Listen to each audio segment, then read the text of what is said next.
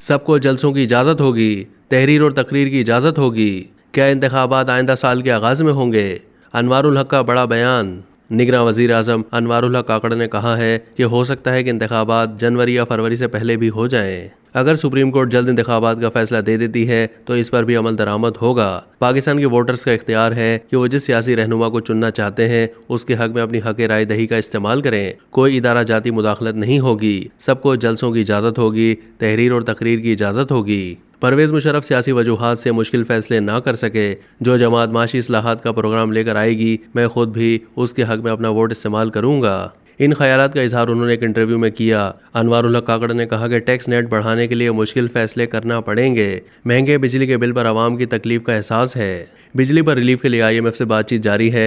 मगरिब के वक्त तक कारोबारी मराकज़ बंद करने पर बातचीत हो रही है। 9 मई में मुलविस लोगों को दहशत गर्द नहीं समझता। 9 मई में मुलविस अफराद ने कानून की खिलाफ वर्जी की है। मामूली इक़दामात कर पाएंगे या नहीं ये वक्त बताएगा और वक्त ही साबित करेगा। हम अहदाफ के हुसूल के लिए ईमानदारी से कोशिश ज़रूर करेंगे। मुकर्रर वक्त में हम अपनी हर मुमकिन कोशिश करेंगे। तिजारती खसारे का अंदाज़ा है, हमें पता है कि इसके लिए क्या करना है। हम वस्त एशिया और यूरोप के साथ तिजारत बढ़ाएंगे।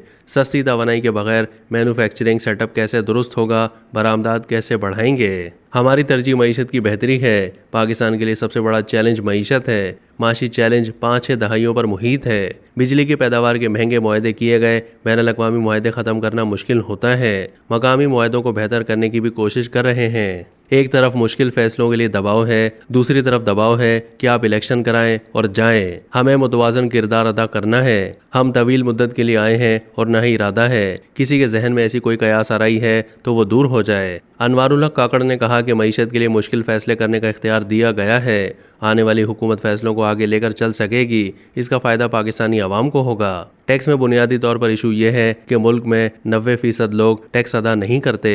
डिजिटलाइजेशन से करप्शन में कमी आएगी। अब तक के लिए इतना ही। मज़ीद मालूमात के लिए डेली जंग के YouTube चैनल को सब्सक्राइब कीजिए।